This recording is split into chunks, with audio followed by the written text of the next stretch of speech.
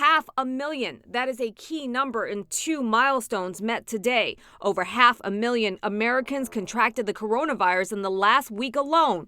And New York State now with over 500,000 residents infected since the start of the pandemic. We anticipate a lot more deaths, and you're starting to see that. You're starting to see hospitals be overwhelmed, ambulances turned away from those hospitals, refrigerator trucks pulling up to the back of those hospitals.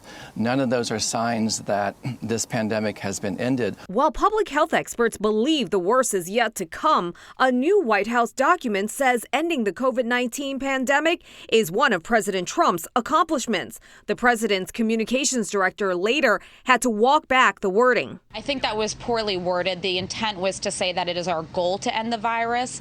But what I would say is this: because of the president's leadership, we are rounding the corner on the virus. But more than 7 months since the start of the pandemic, COVID is still surging across the United States. And the country's leading infectious disease specialist says a big cause is the country as a whole did not reopen slowly, gradually, and safely. When we have a uniform response where all the states do things in a uniform manner with regard to masked distancing, avoiding congregate settings, it would have been different. Fauci also says small gatherings with friends and family are driving some of the outbreaks, and he has a dire warning about Thanksgiving. If they continue on the course we're on, there's going to be a whole lot of pain in this country with regard to additional cases and hospitalizations and deaths.